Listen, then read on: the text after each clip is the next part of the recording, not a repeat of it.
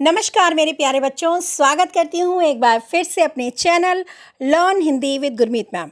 तो बच्चों, आज मैं कक्षा 9 के लिए जो पुस्तक है गंगा, उसके दूसरे पाठ क्या लिखूं निबंध, जो कि हमने पढ़ा था। लेकिन कुछ बच्चों ने कहा कि इस निबंध को पढ़कर इसके विषय वस्तु को समझना थोड़ा कठिन हो रहा है। तो बच्चों, मैंने आपके लिए बहुत आसान तरीका ढूंढा है इसको समझने के लिए, क्योंकि मैंने प्रत्येक पेज को, प्रत्येक विषय वस्तु को, प्रत्येक पृष्ठ के विषय वस्तु को एक माइंड मैप के रूप में प्रस्तुत किया है आपके लिए, और पूरे चैप्टर के 4 माइंड मैप तैयार किए हैं, जिससे आप आसानी से इस पूरे कंटेंट को, पूरे निबंध को बहुत आसानी से समझ सकते हैं। तो क्या लिखूं, शुरू कर रहे हैं पाठ बच्चों। शुरू करते हैं। आज मुझे लिखना ही पड़ेगा।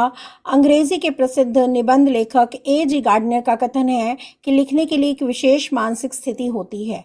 उस समय मन में कुछ ऐसी उमंग सी उठती है, हृदय में कुछ ऐसी स्फूर्ति सी आती है, मस्तिष्क में कुछ ऐसा आवेग सा उत्पन्न होता है कि लेख लिखना ही पड़ता है।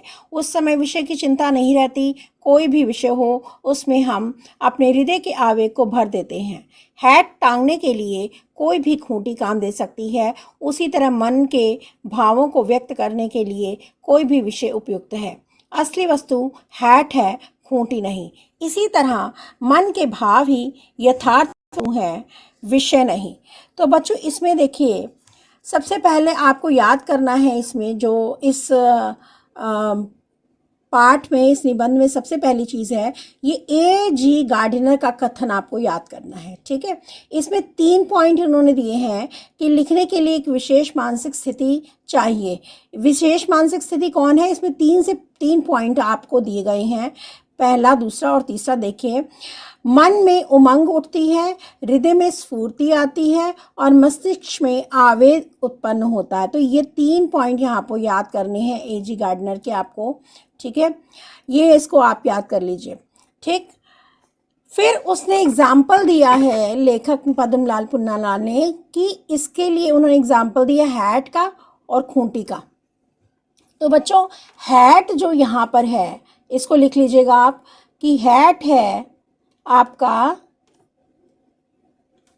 और दूसरा है खूंटी। अब हैट क्या है और खूंटी क्या है? अब लेखक ये कहता है कि हैट टांगने के लिए भी कोई भी खूंटी हो, कोई कील हो, कोई लकड़ी का गुटका हो, हम उस पर भी हैट टांग देते हैं। कोई खूंटी हो तो इसके लिए ज़रूरी नहीं कि हैट टांगने वाली खूंटी हो। ठीक है, तो हमें हैट जो है, हैट का प्रतीकार्थ है आपके भाव। ठीक है, मन के भावों को कहा गया है हैट।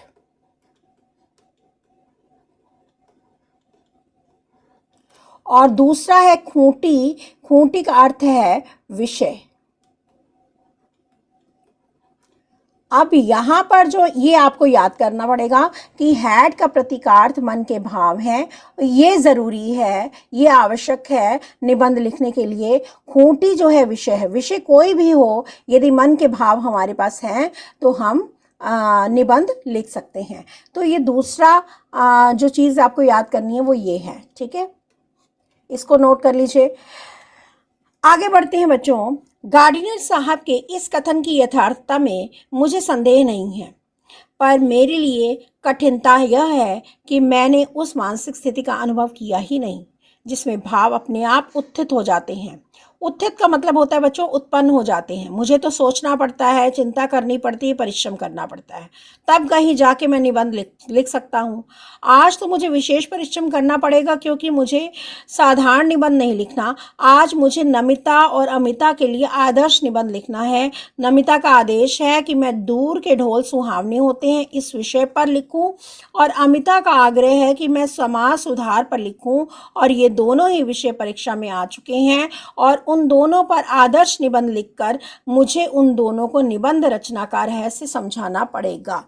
तो यहाँ पर बच्चों ये बताया गया है, लेखक कहता है कि निबंध मुझे लिखना है, और नमिता ने क्या दिया है टॉपिक? मुझे नमिता और अमिता, 2 बच्चों के नाम आए यहाँ पर। नमिता ने कहा है पद्मलाल पुन्नालाल से कि आप हमारे लिए निबंध लिखिए, और इसका टॉपिक है ये। ठीक है, दूर के ढोल सुहावने लगते हैं। और अमिता ने कहा है कि आप इस पर निबंध लिखिए, समाज सुधार पर, और उसका टॉपिक है आपका समाज सुधार। ठीक, तो 2 निबंध लेखक को लिखने हैं। लेखक कहता है कि एजी गार्डनर कह रहे हैं कि मन के भाव होने चाहिए, लेकिन मेरे लिए परेशानी ये है कि मेरे अंदर कोई मन के भाव है ही नहीं।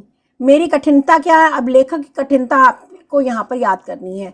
क्या है लेखक की कठिनता? लेखक कहता है कि मेरे मानसिक स्थिति का अनुभव, मैंने ऐसी मानसिक स्थिति का अनुभव नहीं किया जिसमें मन के भाव अपने आप उत्थित हो, उत्पन्न हो। मुझे किसी भी विषय के लिए सोचना पड़ता है, चिंता करनी पड़ती है और परिश्रम करना पड़ता है। 3 पॉइंट यहाँ पर हैं बच्चों, ये याद कर लीजिए। अब लेखक को क्या क्या प्रयत्न करना पड़ता है? सोचना पड़ता है, देखिए यहाँ पर, और फिर चिंता करनी पड़ती है, फिर परिश्रम करना पड़ता है। ये 3 काम करने पड़ते हैं, तब जा करके कहीं लेखक निबंध लिख सकता है, क्योंकि उसके अंदर मन के भाव उत्थित नहीं होते हैं। ये परेशानी है लेखक की यहाँ पर। ठीक है, और उनको निबंध कितने लिखने हैं? 2, नमिता अमिता के लिए। टॉपिक आपको मैंने बता दिया है, फिर से बता देती हूँ। यहाँ पर आ जाइए अगर माइंड मैप में। बच्चों, थोड़े थोड़े विषय वस्तु को लेकर के मैंने माइंड मैप बनाया ताकि आप चैप्टर को आसानी से समझ सकें।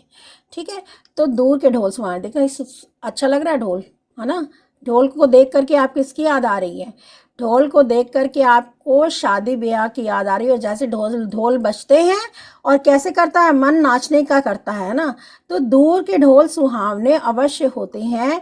लेखक यहाँ पर कह रहा है कि हाँ, दूर के ढोल सुहावने होते हैं। अब इसमें एक चीज़ देखिए कि अगर ये ढोल जो है दूर बज रहे होते हैं तो आपको सुहावने लगते हैं, लेकिन यही ढोल आपके सर पर आ कर के बजे तो कैसी ध्वनि देंगे? कर्कश ध्वनि देंगे, और ये कर्कश ध्वनि आपके सिर में दर्द कर देती है। तो कह रहा है, पर क्या वे इतने सुहावने होते हैं कि इन पर 5 पेज के निबंध लिखा जा सके? ठीक है, क्या कहता है कवि? लेखक कहता है कि अगर मुझे ये टॉपिक दिया गया, दूर के ढोल सुहावने होते हैं, क्या वास्तव में इतने सुहावने होते कि 5 पेज तक का निबंध लिख दो इस पर? और अगर समाज सुधार की बात करें, इस टॉपिक को लेकर चले, तो समाज सुधार की चर्चा अनादिकाल से हो रही है। मतलब जब से समाज बना तब से समाज सुधार हो रहा है समाज में, जिसके संबंध में बड़े बड़े विज्ञों का मतलब होता है बच्चों विद्वानों में भी विरोध रहा है। मतलब कोई कहता है कि ये सही है समाज के लिए, कोई कहता है ये नियम कानून सही है। तो क्या जब इतने बड़े विद्वानों में आपस में मतभेद रहा है, तो क्या इस विषय पर 5 पेज का निबंध लिखा जा सकता है? तो यहाँ पर आगे बढ़ते हैं बच्चों हम लोग। दूर के ढोल सुहावने अवश्य होते हैं, पर क्या वे इतने सुहावने होते हैं कि उन पर 5 पेज का निबंध लिखा जा सके? इस प्रकार जिस समाज सुधार की चर्चा अनादिकाल से आज तक हो रही है और जिसके संबंध में बड़े बड़े विज्ञों में भी विरोध है, उनको मैं 5 पेज का निबंध कैसे लिख दूं? मैंने सोचा सबसे पहले मैं निबंध शास्त्र के आचार्यों की सम्मति जान लूं।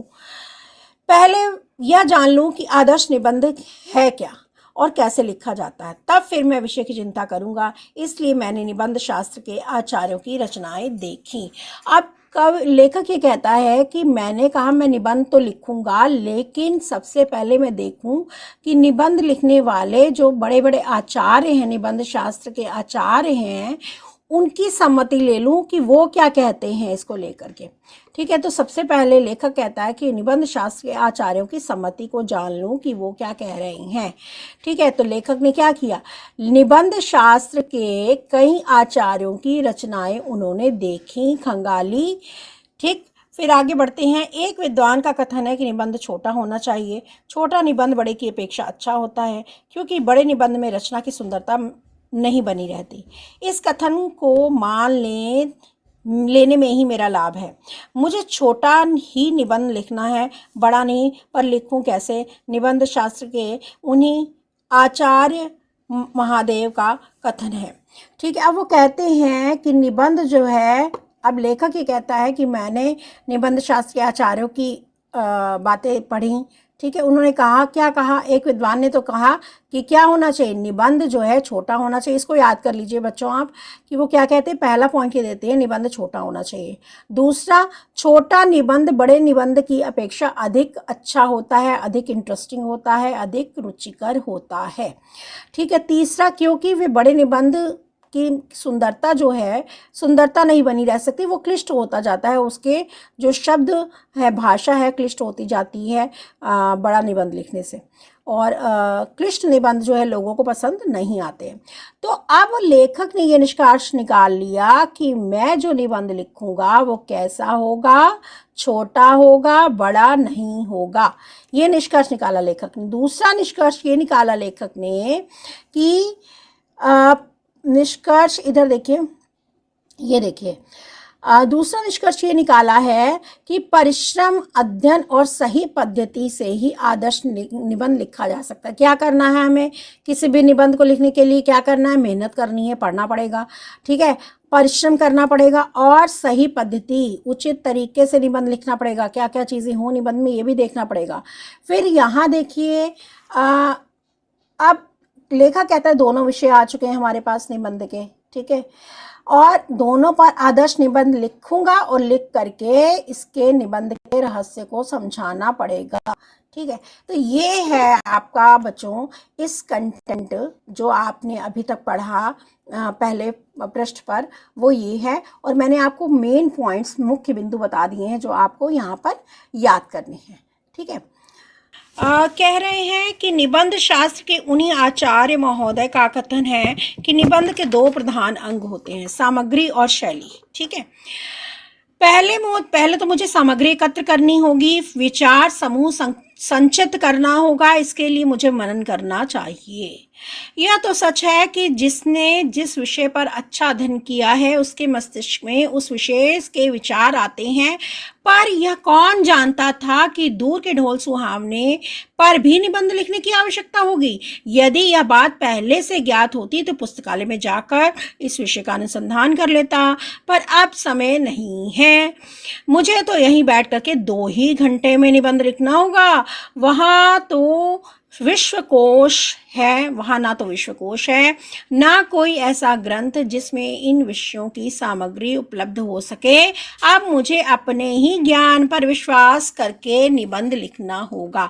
तो बच्चों, अब यहाँ पर मैं आपको बता दूं कि ये पहली चीज आप देखिए जो इसमें बताई गई है, एक मिनट,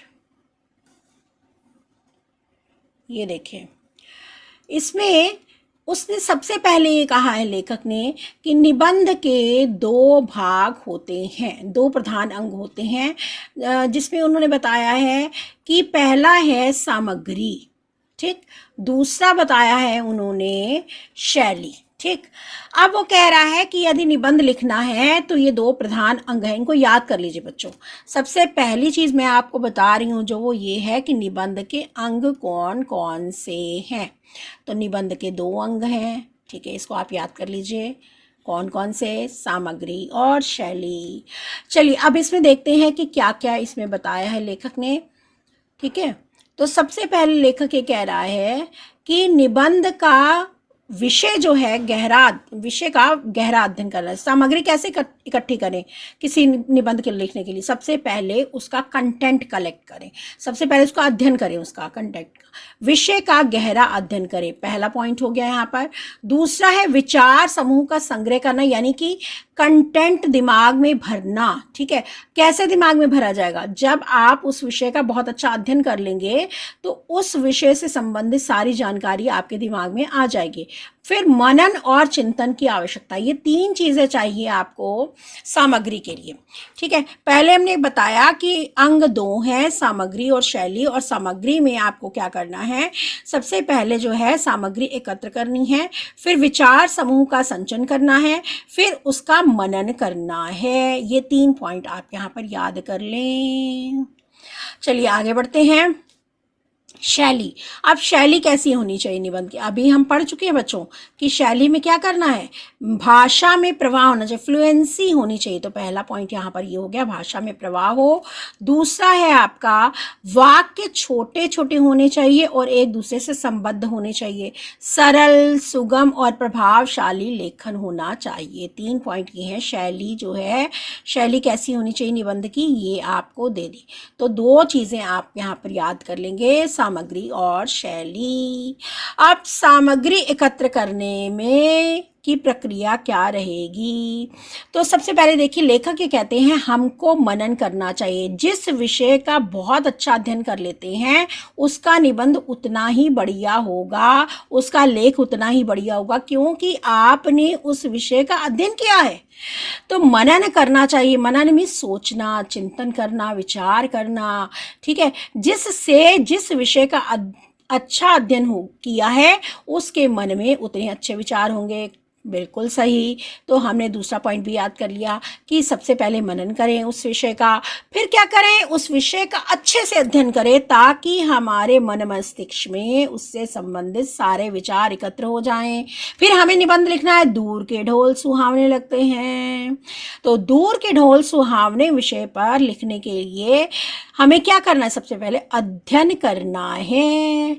अध्ययन करने के लिए हमें क्या चाहिए, समय चाहिए, लेकिन लेखक के पास समय भी नहीं है। कितना समय है बच्चों, सिर्फ 2 घंटे, 2 घंटे। अब 2 घंटे में आपको क्या करना है, निबंध के बारे में पढ़ना है, पढ़ के फिर क्या करना, अध्ययन करके फिर लिखना भी है, ठीक है। तो आपके पास सिर्फ 2 घंटे हैं निबंध लिखने के लिए, सोचने के लिए और काम करने के लिए, ठीक। आगे बढ़े तो लेखक ये कहता है कि मेरे पास तो बहुत ज़्यादा परेशानी वाली बात ये है कि ना तो मेरे पास पुस्तकालय है, पुस्तकालय में जा सकता हूँ, ना मेरे पास विश्वकोश जिसको बोलते हैं डिक्शनरी, ना वो है, ठीक है, और ना ही कोई ग्रंथ उपलब्ध है। अब करूँ तो क्या करूँ, निबंध कैसे पढ़ूँ, कैसे लिखूँ, कैसे अध्ययन करूँ विषय का।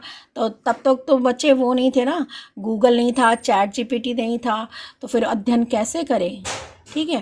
तो ये समस्या की बात थी। तो अब लेखक कहता है मुझे अपने ऊपर ही विश्वास करना होगा, अपने ज्ञान और अपने अनुभव पर विश्वास करते हुए निबंध लिखना होगा, ठीक है। तो ये कठिनाइयाँ बच्चों थी, अंडरलाइन कर लीजिए, इसको याद करना है बच्चों। बहुत ही सरल तरीके से मैंने समझाने का प्रयास किया है ताकि आपको पूरी तरह से चैप्टर समझ में आ जाए।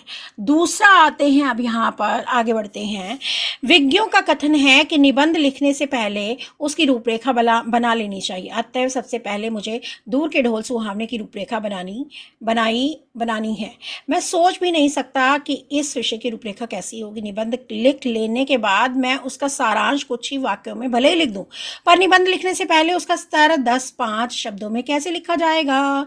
यह क्या सचमुच हिंदी के सब विज्ञ लेखक पहले से अपने अपने निबंधों के लिए रूपरेखा तैयार कर लेते हैं। A.J. गार्डनर को तो अपने लेखों का शीर्षक बनाने से पहले सबसे अधिक कठिनाई होती है। उन्होंने लिखा है कि मैं लेख लिखता हूँ और शीर्षक देने का भार अपने मित्रों पर छोड़ देता हूँ, मतलब शीर्षक नहीं लिखता उसका। उन्होंने यह भी लिखा है कि शेक्सपियर को भी निबंध लिखने में उतनी कठिनाई ना हुई होगी जितनी कठिनाई लेखकों के नाटकों के नामकरण में हुई होगी। तभी तो घबराकर नाम ना रख सकने के कारण उन्होंने अपने एक नाटक का नाम पता क्या रखा, जैसा तुम चाहो, ये नाम रखा उन्होंने। इसलिए मुझसे तो रूपरेखा तैयार ना होगी। अब बच्चों यहाँ पर क्या बताया गया है, यहाँ पर यह बताया गया है कि रूपरेखा तैयार करना, निबंध लिखने से पहले उसकी रूपरेखा तैयार करनी पड़ती है। तो लेखक ये कहता है मैं तो रूपरेखा कैसे तैयार करूं, मुझे नहीं आती रूपरेखा तैयार करनी। तो फिर कहता है कि विद्वानों का कथन है कि निबंध लिखने से पहले उसकी रूपरेखा बना लेनी चाहिए। तो पहला पॉइंट आप ये नोट कर लीजिए कि आपको रूपरेखा बनानी निबंध लिखने से पहले, ठीक है। मुझे लगता है कि येलो कलर से आपको नजर नहीं आएगा। फिर दूसरा आ जाते हैं यहाँ पर कि दूर के ढोल सुहावने की रूपरेखा बनाना कठिन लग रहा है क्योंकि पता ही नहीं इस विषय के बारे में, ठीक है। तो दूसरा पॉइंट ये हो गया। निबंध लिखने के बाद अब लेखक कहते हैं कि अगर निबंध लिख लिया, उसका सारांश मुझे कोई लिखने के लिए कहे तो मैं 2 4 5 लाइनें वाक्य लिख भी दूंगा, लेकिन निबंध लिखने के बाद ही लिख पाऊंगा। लिखना आसान होता है क्योंकि सार पहले दिया होता है। क्या सभी लेखक पहले से रूपरेखा तैयार कर लेते? अब ये जो है लेखक ही पूछ रहा है कि क्या सभी लेखक ऐसे ही करते हैं कि पहले रूपरेखा बनाते हैं? कहते हैं नहीं भाई, ऐसा नहीं है। एजे गार्डनर को लेखों का शीर्षक बनाने में बड़ी कठिनाई होती थी, इसलिए वो क्या करते थे, वो कहते थे अपने मित्रों को, भैया मैं निबंध लिख रहा हूँ, शीर्षक तुम दे देना। तो उन्होंने शीर्षक देने का भार अपने मित्रों पर छोड़ दिया। शेक्सपियर को भी नाटक के नामकरण में अधिक कठिनाई होगी, इसलिए उन्होंने एक नाटक का नाम क्या रखा अपने, जैसा तुम चाहो। तो आपको ये समझ में आ गया, जैसा तुम चाहो शेक्सपियर ने एक नाटक का नाम क्यों रखा।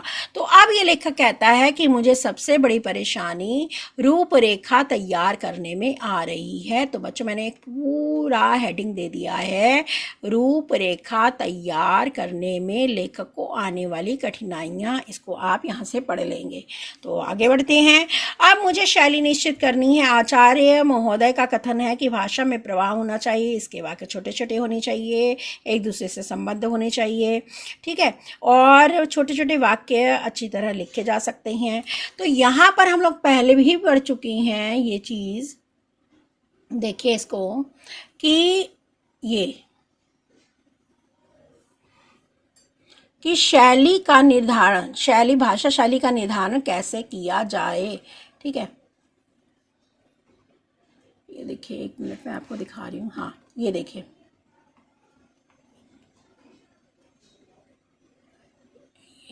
हाँ ये देखिए, शैली का निर्धारण कैसे किया जाए। अब वो कहते हैं कि शैली का निर्धारण करने के लिए आचार्य महोदय का कथन है कि सबसे पहले भाषा में प्रवाह होना चाहिए। भाषा ऐसी होनी चाहिए, प्रवाहपूर्ण होनी चाहिए कि पढ़ रहे हैं तो पढ़ते चले जाएं, ऐसा प्रवाह होना चाहिए। इसके लिए वाक्य कैसे हो, छोटे छोटे हों। तो दूसरा पॉइंट यहाँ पर ये आ जाता है, एक दूसरे से संबद्ध हो, एक वाक्य दूसरे से जुड़ा हुआ होना चाहिए, और ये नियम बिल्कुल सही है। लेखक कहता मुझे बहुत पसंद आया कि मैं भी अपने जो निबंध में छोटे छोटे वाक्य लिखूंगा। तो ये 2-3 जो पॉइंट्स हैं आपके, पहला है भाषा में प्रवाह हो, वाक्य छोटे छोटे हों, एक दूसरे से संबद्ध हो। तो ये आपको यहाँ पर याद करना होगा। आप इसके बाद निष्कर्ष पढ़ लेते हैं बच्चों, कि यहाँ पर बताया गया कि लेखन की वास्तविकता क्या है। यहाँ पर लेखक कहता है कि मैं लिख तो दूँ, लेकिन मुझे कठिनाइयाँ क्या आ रही हैं, समय की कमी, केवल 2 घंटे मेरे पास निबंध लिखने के लिए, संसाधनों की कमी, ना तो मेरे पास मुझे पुस्तकालय की सुविधा है, ना विश्वकोश है मेरे पास, ना कोई उपयुक्त ग्रंथ है जिससे मैं कोई हेल्प ले सकूं, कोई सहायता ले सकूं। और फिर कहता है कि मुझे अपने ज्ञान पर ही भरोसा करना, आत्मविश्वास और अपने ज्ञान पर भरोसा करके निबंध लिखना पड़ेगा। तो मनन, विचार संग्रह और सरल शैली को से ही मैं उत्कृष्ट निबंध लिख सकता हूँ, ऐसा लेखक ने सोचा। इसके बाद आ जाइए कि निष्कर्ष क्या निकलता है। निबंध लेखन के लिए सामग्री और शैली दोनों ही आवश्यक हैं, दोनों ही संतुलित होने चाहिए, यानी सामग्री भी अच्छी हो और शैली भी। फिर तीसरा है मनन, अध्ययन, अनुभव और सरल भाषा से प्रभावशाली निबंध लिखा जा सकता है। बच्चों ये कुछ पॉइंट्स हैं जिनको आप अपने प्रश्नों में यूज़ कर सकते हैं। कठिनाइयाँ आएंगी पर हमें क्या करना, अभ्यास करना है, परिश्रम करना है और अपने ज्ञान पर विश्वास रखना है और उसी के आधार पर निबंध लिखना है। अब दूर के ढोल सुहावने विषय पर अपने विचार स्पष्ट और सुसंगठित होने चाहिए, सुसंगठित रूप में प्रस्तुत होने चाहिए। मुख्य सार ये है इस क्या कहते हैं इस पूरे विषय वस्तु का, कि निबंध के 2 प्रधान अंग होते हैं जो हम पढ़ चुके हैं, सामग्री और शैली, ठीक है। सामग्री मनन, अध्ययन और अनुभव से एकत्र होती है। रूपरेखा बनानी होगी सबसे पहले, वो ज़रूरी है, और हर रूपरेखा बनाने से सब काम आसान हो जाएगा आपका। और भाषा में प्रवाह होना चाहिए, वाक्य छोटे छोटे संबद्ध होने चाहिए, इससे निबंध जो है प्रभावशाली होगा। समय, संसाधन और आत्मविश्वास होना चाहिए, और अपने पर आत्मविश्वास रख कर ही हम कोई लेख लिख सकते हैं। तो यहाँ पर लेखक कहते हैं, पर मैं हूँ मास्टर और अपनी विद्वत्ता का प्रदर्शन करने के लिए, अपना गौरव स्थापित करने के लिए यह आवश्यक है कि वाक्य कम से कम आधे पृष्ठ में तो समाप्त हूँ। वाण भट्ट ने कादम्बरी में ऐसे ही वाक्य लिखे हैं। वाक्यों में अस्पष्टता होनी चाहिए, क्योंकि वह अस्पष्टता और दुर्बोधता गांभीर्य ला देती। दुर्बोधता का मतलब होता है कठिनता।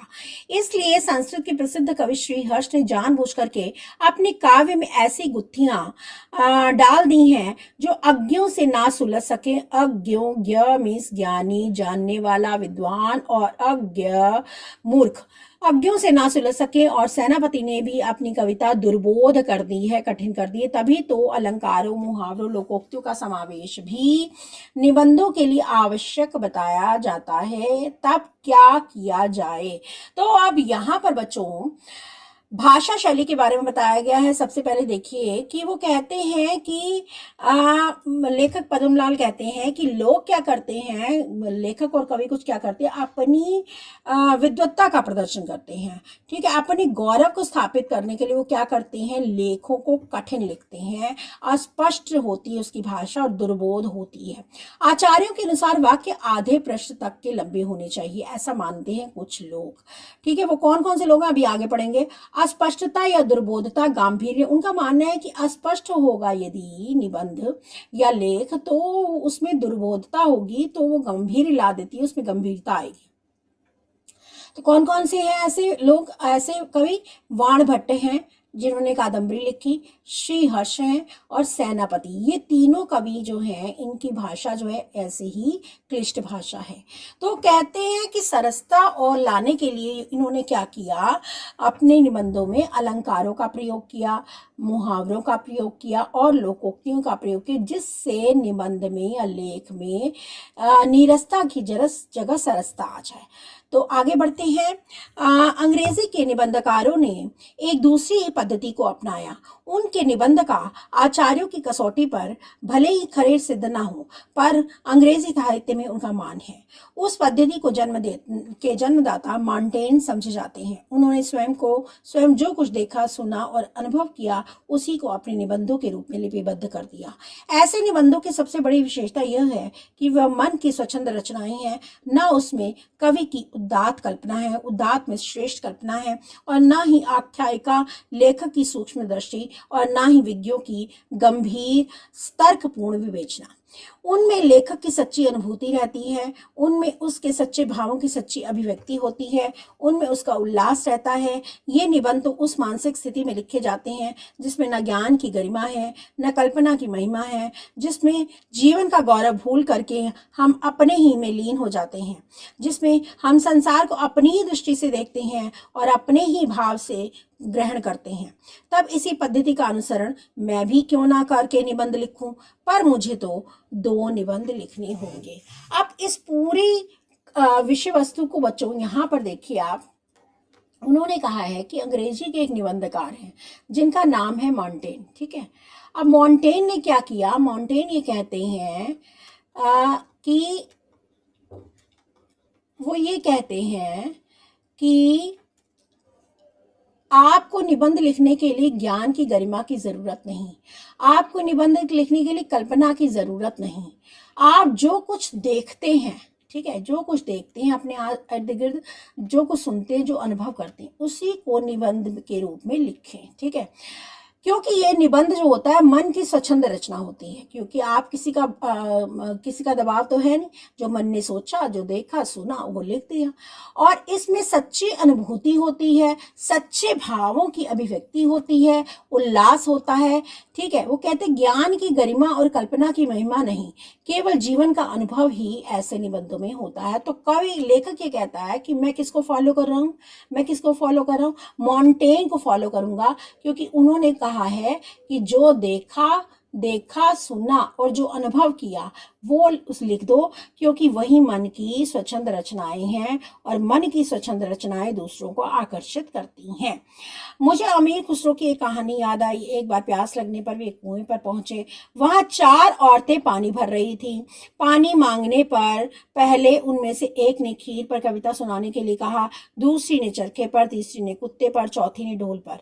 अमीर खुसरो प्रतिभावान व्यक्ति थे और उन्होंने एक ही पद्य में चारों की इच्छाएं पूरी कर दी। और क्या लिखा, खीर पकाई जतन से, चरखा दिया चलाए, आया कुत्ता खा गया, टूट बैठी ढोल बजाए। आप देखिए इसमें चारों चीजें एक साथ आ गई। खीर भी आ गई, ठीक है, चरखा भी आ गया, कुत्ता भी आ गया, ठीक, और ढोल भी आ गया, ठीक है। चारों चीजें एक साथ आ गई हैं। अमीर खुसरो ने इतनी प्रतिभा थी उन्होंने कि एक ही पद्य में चारों चीजें आ गई। तो अमीर खुसरो की ये कहानी दी गई है कि प्यास लगने पर 4 औरतें कुएं पर पानी भर रही थी। चारों ने अलग अलग विषयों पर कविता सुनाने के लिए कहा। तो अमीर खुसरो ने 4 विषय कौन से थे? खीर, चरखा, कुत्ता और ढोल, ठीक। अमीर खुसरो ने एक ही पद्य में चारों कविताएं रच डाली, ठीक है। अब आगे बढ़ते हैं। मुझ में अमीर खुसरो जैसी प्रतिभा नहीं, पर उनकी इस पद्धति को स्वीकार करने से मेरी कठिनाई आधी रह जाती है। मैं भी एक निबंध में दोनों विषयों का समावेश कर दूंगा, ठीक है।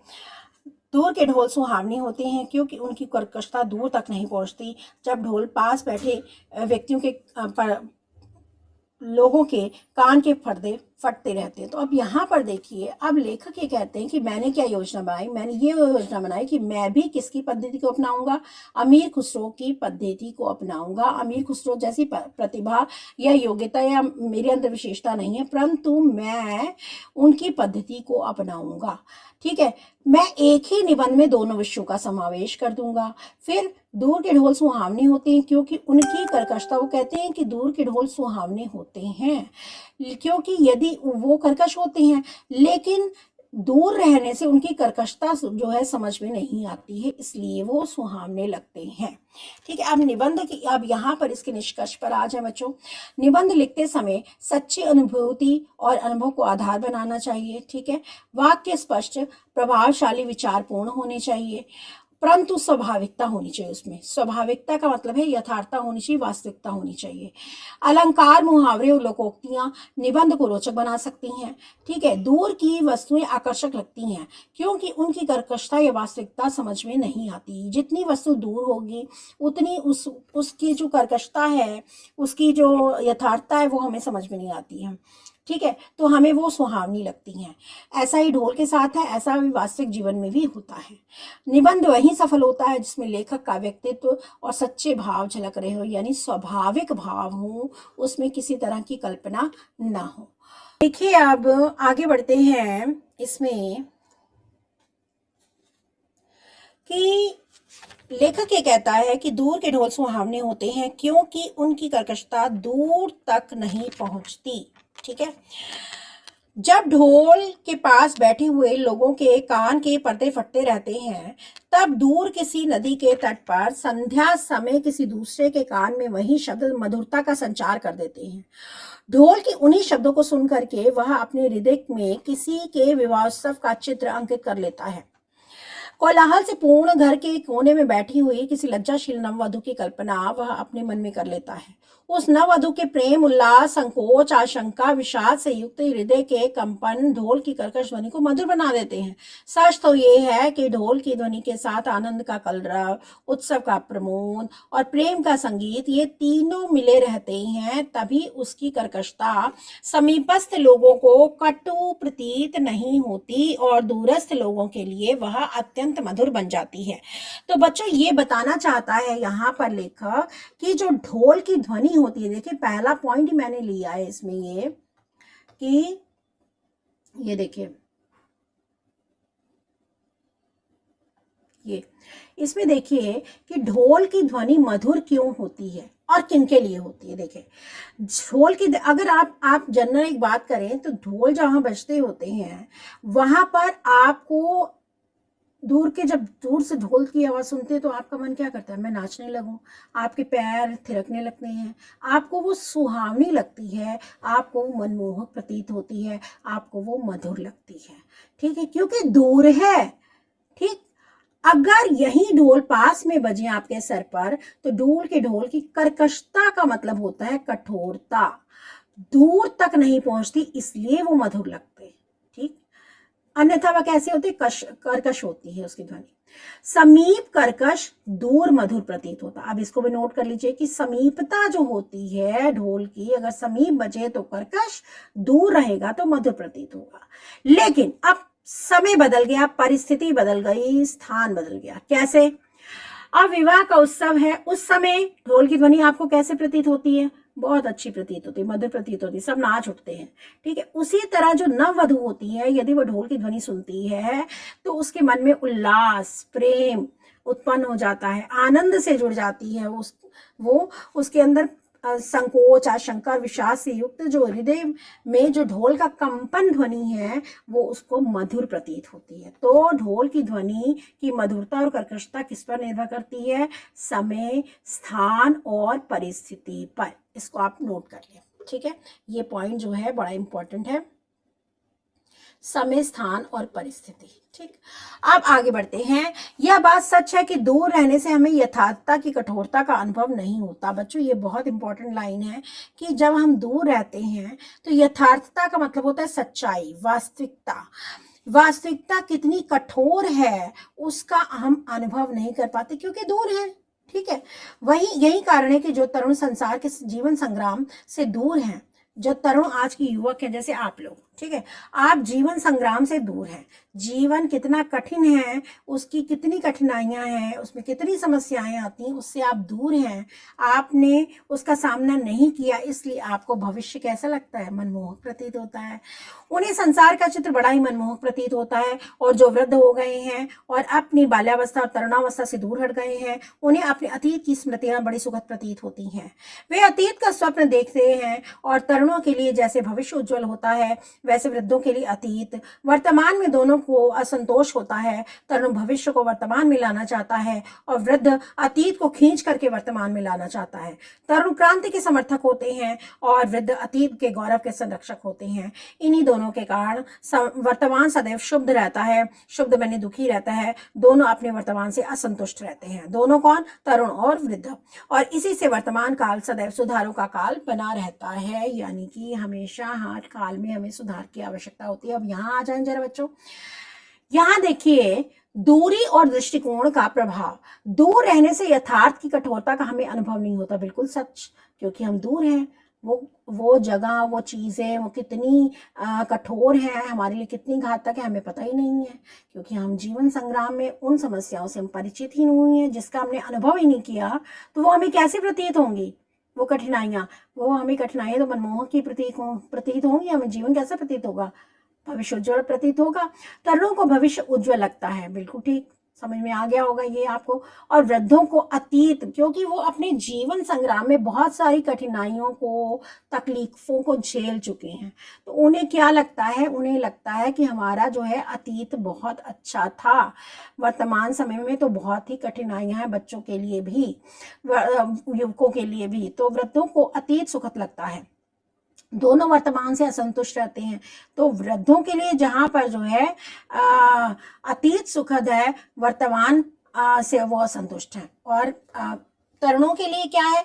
वर्तमान से वो असंतुष्ट है और भविष्य उन्हें उज्जवल लगता है। तो तरुण जो है, आप देखिए, तरुण और वृद्ध का यहाँ पर आपको अंतर बताना होगा।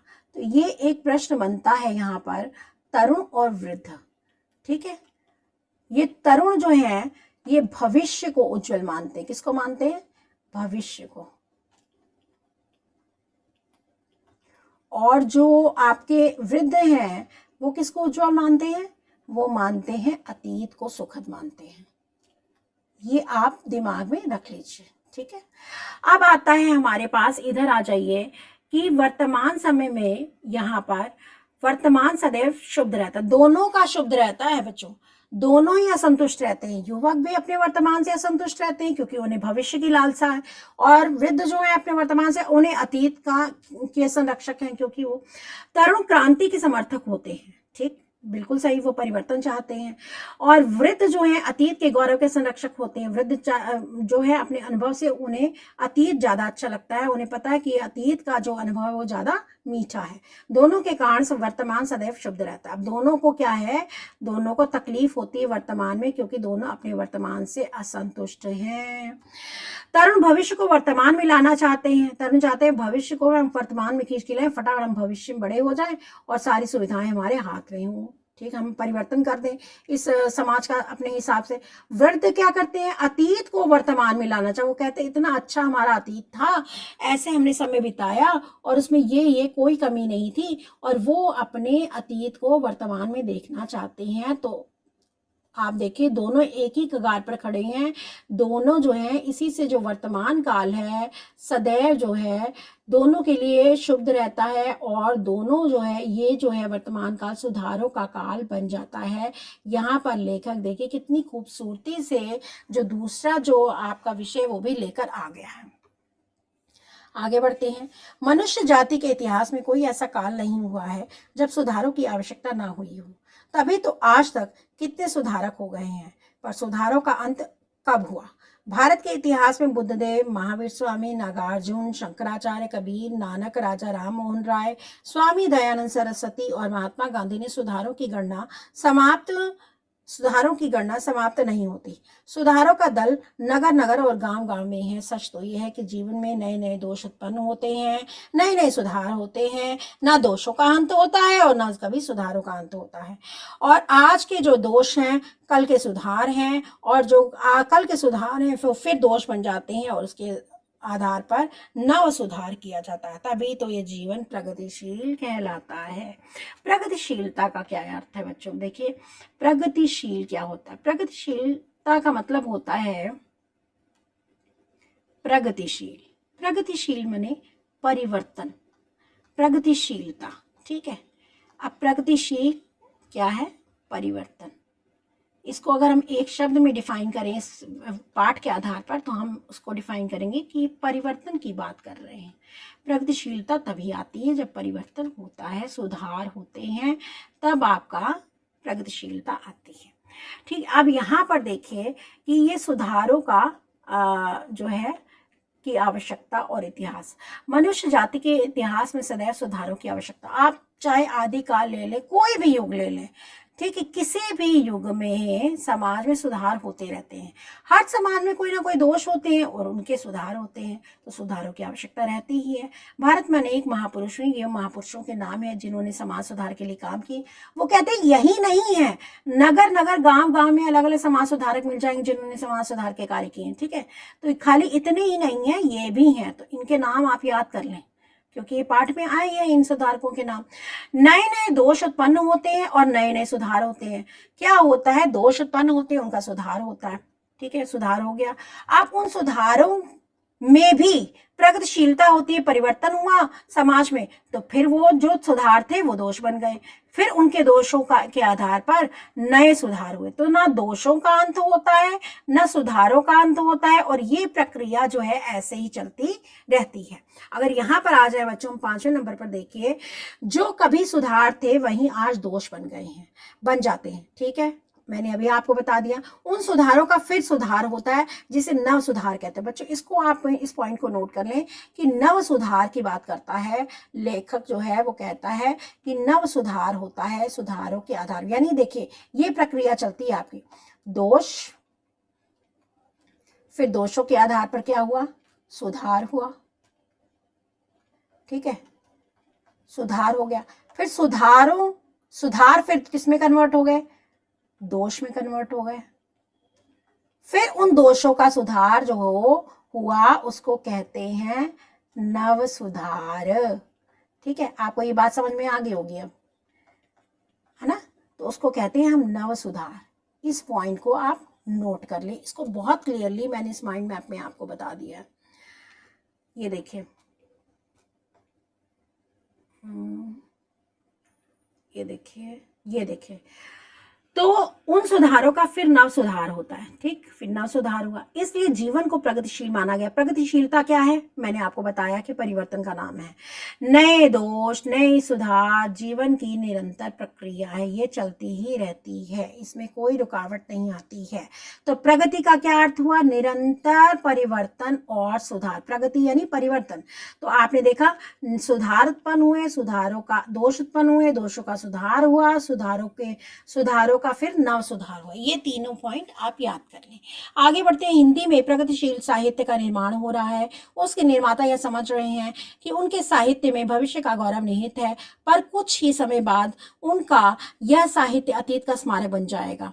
यानी जो आज सही है वो गलत हो जाएगा कल, और उसकी जगह पर फिर कुछ नया आ जाएगा।